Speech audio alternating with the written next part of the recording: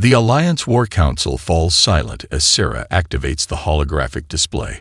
Three-dimensional star maps materialize above the black cube, revealing swarm movements that had eluded the Alliance's most sophisticated tracking systems.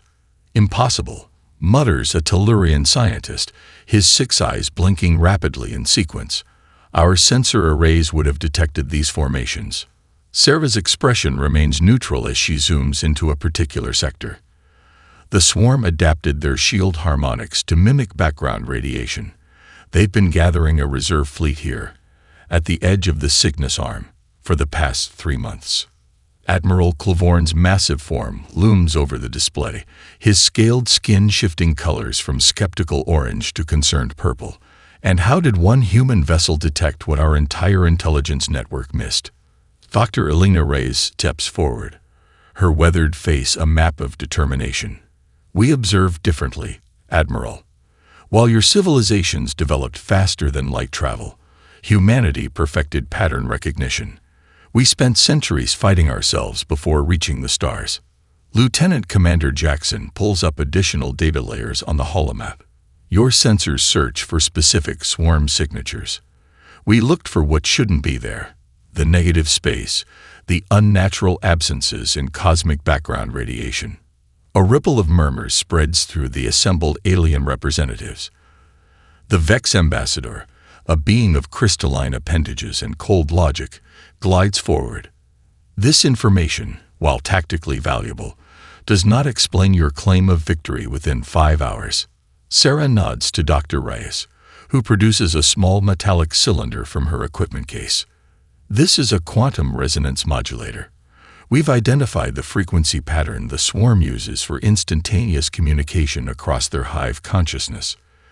The technical explanation triggers another wave of disbelief among the Alliance representatives. A Silurian admiral slams his tentacle against the conference table. "We've attempted communication disruption for years. Their networked consciousness adapts too quickly." "Because you've approached it as a technological problem," Jackson explains, bringing up comparative scans of swarm neural pathways. "It's not. It's a biological one." Sarah places a hand on the holomap, highlighting the approaching swarm armada. "In exactly 4 hours and 53 minutes, their main force will commit to an attack vector. When they do, we'll be ready to deploy our countermeasure." Admiral Claiborne's enormous clawed hand closes into a fist. "You expect us to stake the survival of 37 civilizations on your untested theory." The command deck grows tense as Sarah meets his gaze unflinchingly. "No, Admiral. I expect you to survive. Humanity didn't come here on a suicide mission. We came to end this war." She gestures to her small team. "We've studied every swarm engagement for the past decade. Your forces fight bravely but predictably. The swarm anticipates your tactics because they've evolved specifically to counter them." Dr. Reyes activates another hologram showing complex mathematical models. "We've calculated that a precisely timed quantum pulse, delivered at these coordinates, will temporarily sever the swarm's hive connection. 5 minutes of confusion is all your fleet needs to target their command nodes." The Alliance War Council erupts in heated debate, some dismissing the humans as naive newcomers, others desperately clinging to any hope of victory. Through it all, Sarah and her team prepare their equipment with quiet efficiency. "Permission to deploy our technology, Admiral?" Sarah asks, her voice cutting through the chaos. Admiral Claiborne studies the humans with new interest, his skin shifting to a thoughtful blue. "Proceed, Captain Chen. You have 5 hours to deliver on your promise." Sarah's team exchanges determined glances. "That's 3 more than we need." The laboratory section of the Eternal Vigilance falls silent as Dr. Okafor continues his examination of the swarm drone. Alliance scientists hover nearby, mandibles clicking and appendages twitching with a mixture of curiosity and doubt. "Your approach has always been to destroy them faster than they can reproduce," Marcus explains, carefully extracting a crystalline node from the drone's neural cluster. "But that strategy was doomed from the start." A Valerian scientist bristles, her luminescent skin flaring bright orange. We've collected extensive data on swarm physiology over 17 years of conflict. And yet you missed this. Marcus holds up the crystalline node between delicate forceps. The microscopic structure catches the light, refracting it into dazzling patterns across the laboratory walls. This isn't just a neural processor. It's a quantum receiver transmitter, grown organically within their biology. Lieutenant Patil activates a portable scanner, projecting an enlarged view of the crystal's internal structure. The lattice formation isn't random. These are perfectly aligned quantum entanglement markers. The Alliance scientists crowd closer, their skepticism giving way to reluctant fascination. Sarah watches from the doorway, noting the changing atmosphere in the room. "Are you suggesting the entire swarm operates as a single entity?" asks an Archivian researcher, his mechanical translation unit barely keeping pace with his rapid speech. Marcus nods. One mind, millions of bodies. The overmind doesn't need to send signals through space. It thinks, and all connected drones instantly know its will through quantum entanglement. Admiral Claiborne enters the laboratory, ducking his massive frame beneath the doorway. "If what you say is true, why have our jamming technologies never succeeded?" "You can't jam quantum entanglement," Raj explains, looking up from his calculations. "It doesn't rely on electromagnetic transmission. It's instantaneous connection across space-time itself." Commander Wu joins the conversation, bringing up battle footage on a nearby screen. "Look at the swarm's reaction times during this engagement at Proxima Station. When your forces introduced a new weapon system, the entire swarm adapted simultaneously, not in waves as would happen with conventional communication. The evidence mounts as humanity's team walks the Alliance scientists through years of data they collected, data the Alliance had dismissed as anomalies or filed away without recognizing the pattern. How did you discover this when our greatest minds did not?" Admiral Claiborne asks, his voice somewhere between accusation and grudging respect. Sarah steps forward. "Earth spent centuries divided. We developed thousands of languages, encryption methods, and communication systems, both to connect with allies and confuse enemies." She gestures to her diverse team. "We recognize communication patterns because we've created so many of our own." Marcus carefully repositions the crystal in a specialized containment field. "More importantly, we realize something your militarized approach missed. The swarm isn't inherently destructive. It's expansionist. It consumes because that's the only form of communication it understands." The laboratory erupts in debate once more, but the tone has changed. The Alliance scientists are engaging now, offering observations that support the human theory rather than dismissing it. "Your quantum interference pattern," the Valerian scientist asks Raj, her skin now a thoughtful blue. "How precisely can you target it?" Raj smiles, bringing up a complex equation on his tablet. "Precisely enough to scramble drone communication without affecting Alliance systems. The pattern creates localized quantum decoherence, essentially giving the swarm temporary multiple personality disorder." Admiral Claiborne turns to Sarah, his expression unreadable. "Your 5 hours are running short, Captain Chen." Sarah checks the mission clock. "Then we should move quickly. Phase 1 is nearly complete. Now we need your ships to position our transmitters." The war room's atmosphere grows increasingly tense as Alliance tactical officers voice their objections. The holographic display showing the deployment points for humanity's quantum disruptors glows an ominous red against the darkened chamber. This strategy requires dividing our forces into 7 separate groups. General Thrix argues, his spines fully extended in agitation. "The swarm will pick us apart one by one." Commander Wu gestures to the simulation playing out above the holotable. "That's precisely why we've selected these particular coordinates. The nebulous particle density will mask your ship's signatures until the last possible moment." "And what prevents the swarm from detecting your transmission devices?" challenges a Meridian captain, her metallic exoskeleton gleaming under the emergency lights. Sarah manipulates the hologram, zooming in on one of the small quantum disruptors. "Adaptive camouflage. The devices mirror the electromagnetic signature of surrounding space debris. The swarm's sensors will register them as background radiation until activation. Admiral Claiborne studies the deployment pattern with narrowed eyes. These positions form a septagon. Is the geometric arrangement significant? Maya nods, her fingers dancing across her specialized interface. The quantum field requires precise geometric alignment to generate the interference pattern we need. Each transmitter supports and amplifies the others. A young Alliance officer, barely past his maturation cycle, judging by his pale carapace, steps forward hesitantly. Even if this works, what's to prevent the swarm from adapting? They always adapt. Dr. Okafor responds with unexpected gentleness.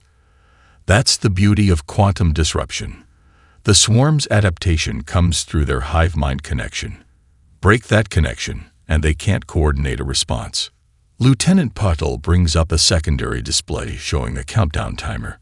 We have 3 hours and 27 minutes until the swarm main force arrives. The deployment teams need to move now. The Alliance leadership exchanges glances, centuries of military tradition, warring with desperation. Finally, a Jovian commander, her gaseous form contained within an ornate environmental suit, speaks up. In 17 years, we've lost 83 colony worlds and 6 billion lives. We have nothing left to lose by trying this strategy. Admiral Claiborne nods slowly, his decision made. Deploy the strike teams. Each transmitter gets our best stealth vessels and special operations units.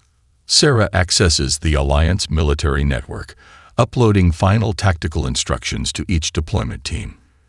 The timing must be precise. Once the first transmitter is detected, the swarm will divert forces to hunt for the others. The war room transforms into a flurry of coordinated activity. Alliance officers relay orders to their respective fleets while Humanity's team makes final adjustments to the quantum disruptors. Captain Chen, Maya calls quietly from her station. The simulation shows a potential vulnerability at point 4. The nebula's radiation is less dense there. The transmitter might be detected prematurely. Sarah studies the data, then glances at the Artemis specifications on her tablet. We'll need to compensate. The Artemis can provide additional coverage here with its stealth capabilities. That would put your only vessel directly in the swarm's approach vector. Admiral Claiborne observes, appearing silently behind them. Sarah meets his gaze steadily. Humanity didn't come this far to watch from the sidelines. Admiral. The massive alien studies her for a long moment before nodding with newfound respect. Very well. The Artemis will deploy with Strike Team Delta. Throughout the war room, the final pieces of the plan lock into place. Alliance vessels begin moving into position, stealth systems engage. Commander Wu briefs the special operations teams on the transmitter deployment protocols while Dr. Okafor and Lieutenant Patil calibrate the quantum disruption field parameters. Sarah takes a quiet moment alone at the observation deck, watching the nebula's swirling colors beyond the viewport. Somewhere out there, an ancient intelligence drives its biological army toward what it expects to be a final victory. It has never encountered humanity before. That will be its undoing. The Artemis streaks through the nebula's crimson clouds, its stealth systems training against the barrage of swarm sensor suites. On the bridge, Lieutenant Commander Jackson pilots with preternatural focus, his hands dancing across the holographic controls.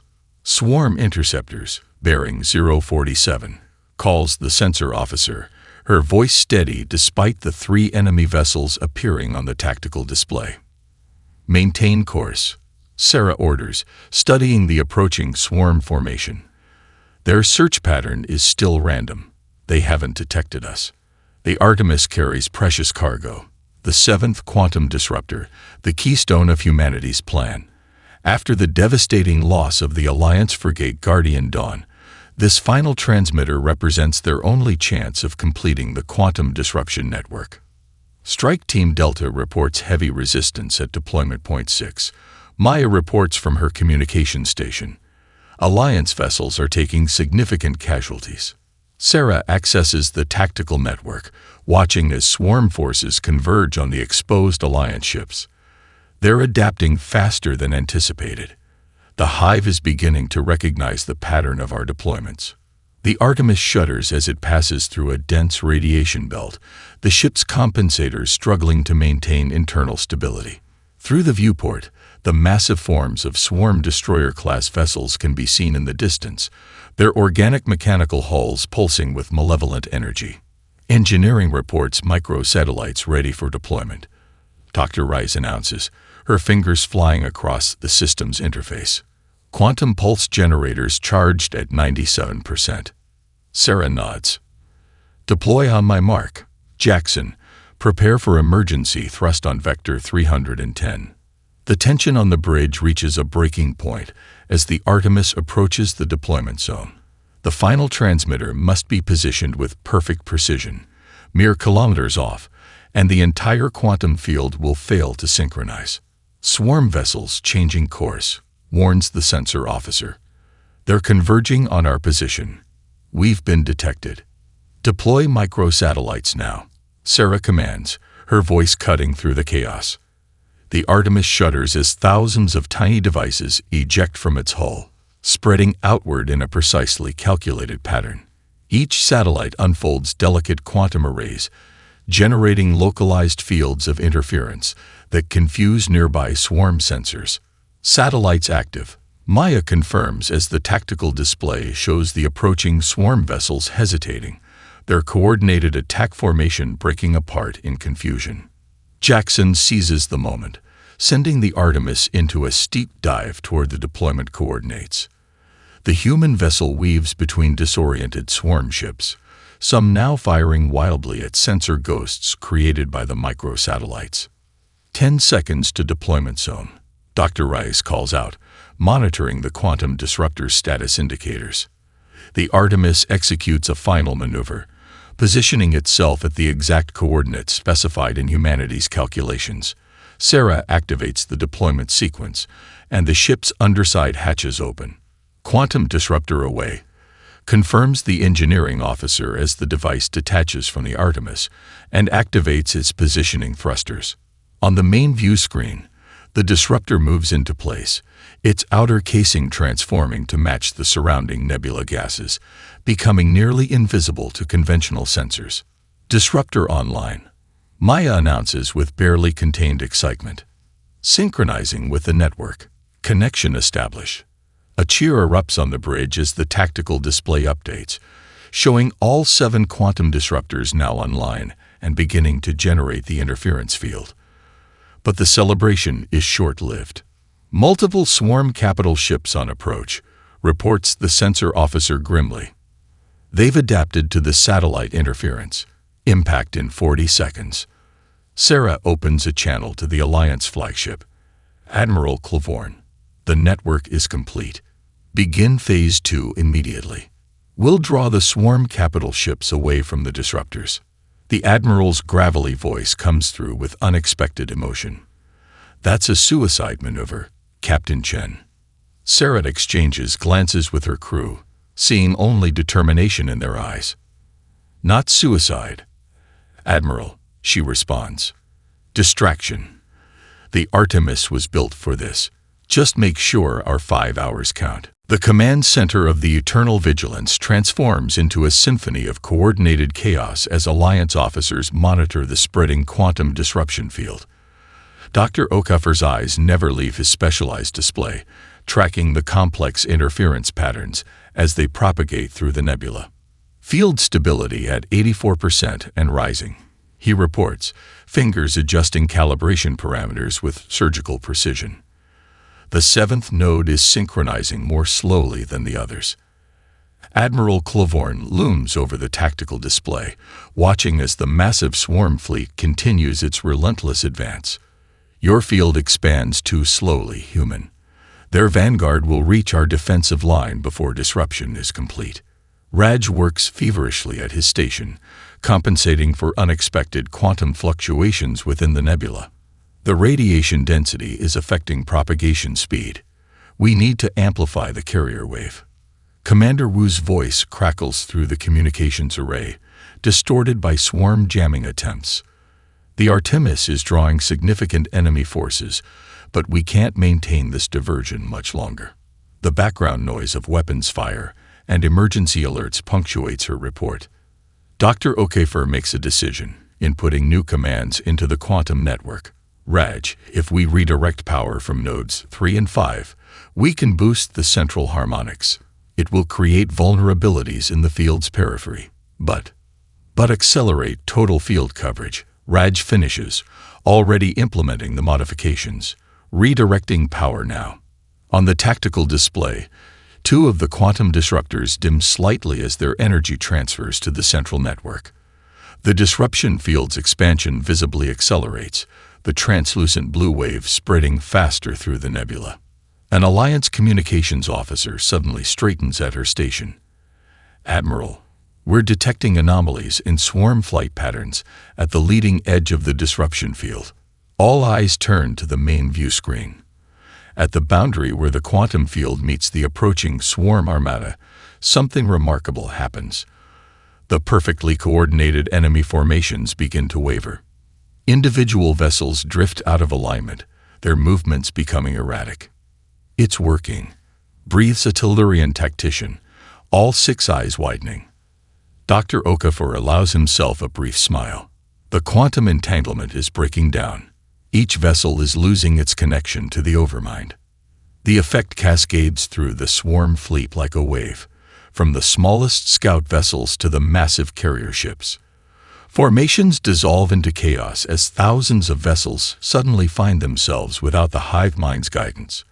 Some drift aimlessly, others fire weapons at random targets, including other swarm ships.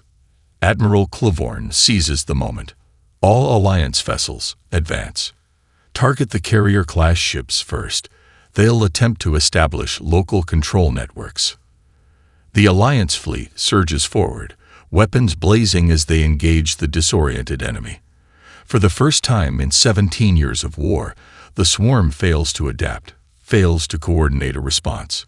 Field stabilization complete. Raj announces.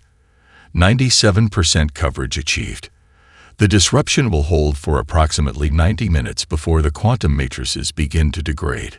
A sudden alert draws their attention back to the tactical display. At the edge of the disruption field, several larger swarm vessels have begun moving with purpose again. "They're adapting," Dr. Okafor says grimly, "establishing localized control networks faster than we predicted." Admiral Claiborne turns to the human scientists. "You promised victory in 5 hours. We've barely passed 3. Raj studies the data streaming across his console, then looks up with sudden intensity. The swarm adaptation pattern. It's not random. They're prioritizing a specific sector of the nebula. He highlights a region on the tactical display where swarm vessels are converging despite the disruption. Dr. Okafor's expression transforms as realization dawns. They're protecting something. The sensor officer confirms this insight with new scans. Massive energy signature detected at these coordinates, previously masked by swarm jamming fields. Structure composition, unknown. Admiral Claiborne studies the readings with growing comprehension. Not a fleet asset, something more. The overmind, Dr. Okafor whispers. The actual physical entity controlling the entire swarm. It's here, within the nebula itself. A new communication channel opens. The Artemis, somehow still intact despite being surrounded by swarm vessels. Sarah's voice comes through, strained but determined. "We've identified the central structure. Request permission to proceed with direct intervention." The Artemis maneuvers through the debris field of destroyed swarm vessels, its hull bearing the scars of multiple near misses. On the bridge, Sarah studies the massive structure looming ahead. An impossibly complex amalgamation of organic tissue and crystalline technology nestled deep within the nebula's heart. "Structural analysis complete," reports Dr. Rice, her voice hushed with awe. The outer shell consists of specialized photosynthetic material, converting the nebula's radiation into energy. Internal chambers show signs of advanced quantum computing matrices. Admiral Claiborne's voice comes through the comm system. Captain Chen, you are not authorized for a direct assault on that structure. The Alliance is dispatching a specialized strike team. With respect, Admiral. Sarah responds, her eyes never leaving the tactical display. By the time your strike team arrives, the swarm will have adapted to our disruption field.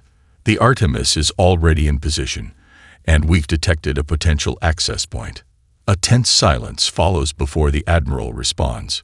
What are you proposing? Lieutenant Patil joins the conversation from his station aboard the Alliance flagship. Our quantum scans reveal that the structure generates its entanglement patterns from a central chamber. If we can access that chamber and upload our quantum interference algorithm directly into the system, we could potentially rewrite the swarm's base communication protocols. Maya finishes, transmitting the technical specifications to the Alliance command ship. Admiral Claiborne consults briefly with his advisors, their urgent whispers audible over the open channel. Your success probability. 63%, answers Maya without hesitation, rising to 78% if we receive targeting data from Alliance vessels currently engaging swarm defenders. Another pause. Proceed, Captain Chen. The Admiral finally orders. Alliance fleet will provide diversionary fire to draw remaining organized swarm vessels away from your approach vector. The Artemis accelerates toward the overmined structure, its remaining microsatellites deploying to create a sensor shadow around them. The nebula roils with weapons fire as Alliance ships engage the swarm vessels still capable of coordinated defense. Approach vector plotted, announces Jackson from the helm. ETA to access point. 4 minutes, 18 seconds. Sarah turns to Dr. Reyes. Prepare the boarding team and the quantum package. We'll have one chance at this. The forward view screen shows the overmined structure in greater detail as they approach. A pulsating, crystalline mass spanning nearly 5 kilometers, with organic tendrils extending outward like ghostly tentacles. Energy readings are off the charts, Maya reports, her eyes widening at the sensor data. The structure is generating enough power to maintain quantum entanglement with every swarm vessel in the galaxy. Suddenly, the Artemis shudders violently, warning alarms blaring across every station. Direct hit to port stabilizers. Jackson struggles with the controls as the ship lurches sideways. 3 swarm destroyers on intercept course. They've broken through the Alliance perimeter. Sarah makes a split-second decision. Divert all power to forward shields and engines. We're going in hot. The Artemis surges forward, enduring a barrage of enemy fire as it closes the final distance to the overmined structure. The 3 swarm destroyers pursue relentlessly, their biological weapons carving glowing furrows across the human vessel's armored hull. Structural integrity at 42%, warns the engineering officer. One more direct hit and we'll lose containment. Through the view screen, a darkened recess appears in the overmind's outer shell, the access point they've been searching for, barely large enough for the Artemis to enter. All hands, brace for impact, Sarah orders, strapping herself into the command chair. Jackson, take us in. The Artemis plunges toward the narrow opening, the pursuing swarm vessels closing rapidly behind them. The ship's hull screams in protest as Jackson executes a desperate roll to avoid another volley of enemy fire. Distance to entry point. 300 meters, 200, 100. The Artemis slips into the darkness of the overmined structure, leaving the swarm destroyers to crash harmlessly against the armored outer shell. Inside, they find themselves in an impossibly vast chamber pulsing with bioluminescent light, the heart of the entity that has terrorized the galaxy for almost 2 decades. We're in, Sarah breathes, unbuckling from her chair. Phase 3 begins now. The interior of the overmined structure defies conventional architecture, its corridors shifting and pulsing with bioluminescent patterns that seem to respond to the presence of intruders. Sarah leads the strike team through the labyrinthine passageways, following Dr. Okoffer's quantum scanner readings toward the central chamber. These patterns aren't random. Dr. Rice observes, studying the flowing light sequences that ripple across the organic walls. They're information packets, the overmind communicating with its disconnected units. Commander Wu checks the tactical display on her wrist unit. Alliance forces report swarm vessels regaining coordination faster than predicted. Our window is closing. The corridor suddenly widens into a vast spherical chamber. The strike team halts at the threshold, momentarily stunned by what lies before them. Suspended in the center floats an enormous crystalline lattice, pulsating with energy and bathed in a nutrient solution that flows through transparent conduits. The crystal structure shifts continuously, its facets rearranging in complex patterns that seem almost musical in their precision. "The true overmind," whispers Dr. Okafor, his scientific detachment briefly overcome by wonder. "A quantum crystalline intelligence." Sarah gestures the team forward. Raj, begin the interface sequence. Maya, set up the transmission array. We have less than 15 minutes before the swarm fully reestablishes its network. As the human specialists deploy their equipment around the chamber's perimeter, a subtle change ripples through the crystalline entity. The pulsations accelerate, and the nutrient solution begins to glow with increased intensity. "It's aware of us," Dr. Rice warns, monitoring her sensors, biological activity increasing throughout the structure. From hidden recesses in the chamber walls, dormant swarm drones begin to emerge, specialized guardian units designed to protect the overmind's physical form. Unlike the mindless combat drones faced by Alliance forces, these guardians move with purpose despite the quantum disruption field. "Defensive perimeter," Sarah orders. The security team members take positions around the scientists, weapons ready. "How much longer, Raj?" Lieutenant Patel works feverishly at the portable quantum interface, attempting to establish a connection with the crystalline entity. The overmind security protocols are adaptive. Every time I find a pathway, it reconfigures. Maya studies the crystal's pulsation patterns, then makes a startling connection. It's not just defending, it's trying to communicate. These light sequences match known mathematical progressions. Dr. Okafor adjusts his scanner, confirmation spreading across his features. She's right. The entity is attempting to establish an alternative communication protocol. The Guardian drones advance steadily, forcing the security team to open fire. The chamber fills with the sound of energy weapons and the acrid smell of scorched biomechanical components. "We don't have time for first contact protocols," Commander Wu shouts above the chaos, firing precisely at an approaching Guardian. "The upload is our only option." Sarah watches the crystalline entity, its pulsations becoming more complex as it responds to their presence. A decision crystallizes in her mind, one that contradicts their original mission parameters, but aligns with a deeper understanding of what they face. "Maya, reconfigure the quantum package," she orders. "Don't overwrite its protocols. Integrate ours with them." Maya looks up, startled. That wasn't the plan. The Alliance expects us to neutralize. "This isn't just a weapon system," Sarah interrupts, gesturing toward the living crystal. "It's a sentient entity that's never encountered separate intelligences before. It consumes because that's all it knows."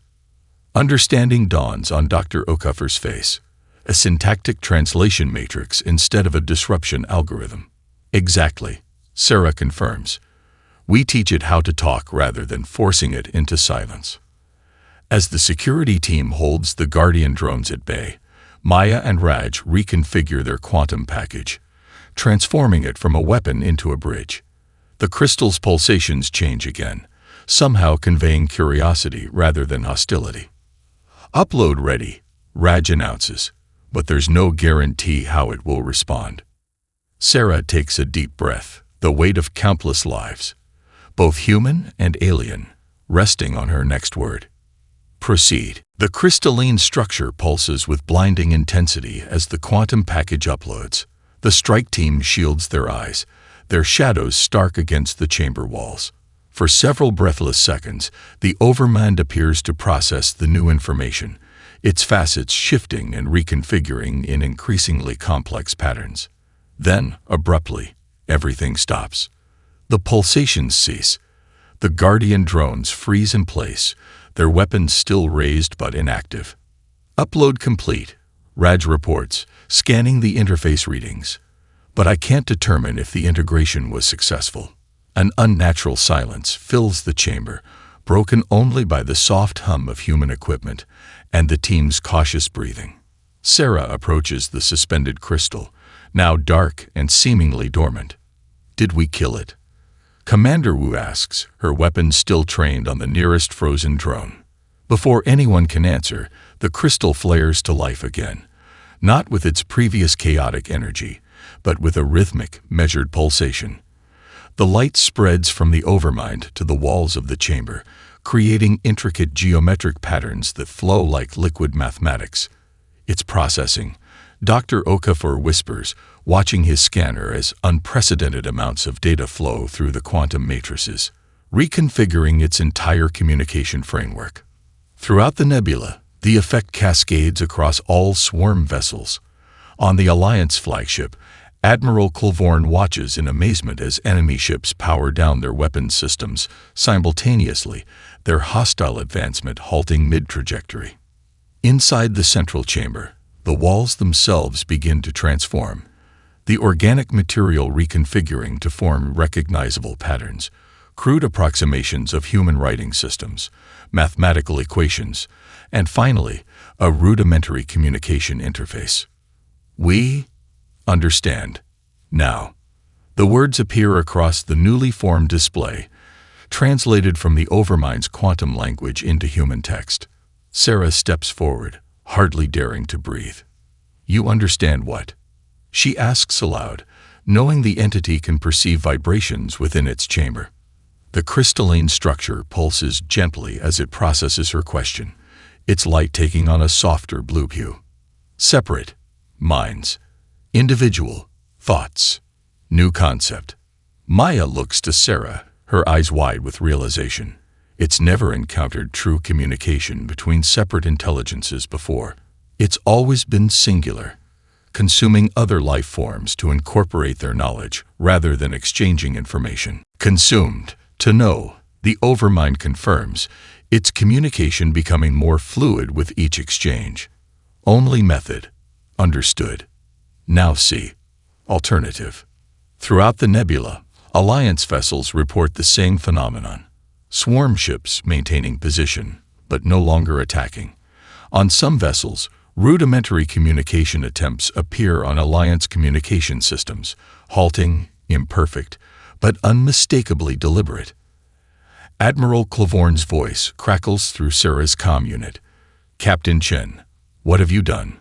Sarah watches the crystal's gentle pulsations, sensing something almost like curiosity emanating from the ancient entity. We've introduced it to the concept of conversation, Admiral, something it never evolved to understand on its own. Lonely, the interface displays, the word appearing alone and stark. Always alone. One mind, no others. Dr. Okafor steps forward, his scientific detachment giving way to profound empathy. You've been the only intelligence of your kind in the galaxy. You consumed others because you had no concept of coexistence. Yes, the entity responds, the word appearing instantly with certainty. Now, learning will cease. Hostilities will learn to speak, not consume. 4 hours and 55 minutes after humanity joined the war, Admiral Clevorne declares a galaxy-wide ceasefire. Alliance vessels maintain defensive positions but report no further swarm aggression. The nebula, minutes earlier ablaze with weapons fire, now lies quiet except for communication signals spreading between former enemies. On the bridge of the eternal vigilance, the Alliance leadership gathers in stunned silence as reports continue to stream in. The Valerian scientist's skin glows a baffled shade of purple. They came to fight, and instead taught an enemy how to talk. Admiral Clevorne watches the communications display, where simple exchanges between Alliance ships and former swarm vessels continue to expand in complexity. Not how to talk, he corrects, his voice carrying a new note of respect. How to listen. In the Overmind's chamber, Sarah activates a secure channel to Earth Command. Her team gathers around, their expressions a mixture of exhaustion and wonder at what they've accomplished. Phase 1 complete, she reports quietly. First contact established with the entity. Beginning diplomatic protocols. As she ends the transmission, the crystal pulses once more, forming a new message on the interface. Humans, different. Why? Sarah approaches the crystalline intelligence that had, until today, been the galaxy's greatest threat. We had to learn the hard way, she answers simply. We spent thousands of years fighting ourselves before we understood that conversation was more powerful than conquest. The chamber fills with gentle, curious light as humanity begins its most important lesson, teaching an ancient, lonely intelligence that the universe is large enough for many minds to think alongside one another, without one consuming the other. 5 hours after arriving, humanity has changed the course of galactic history forever.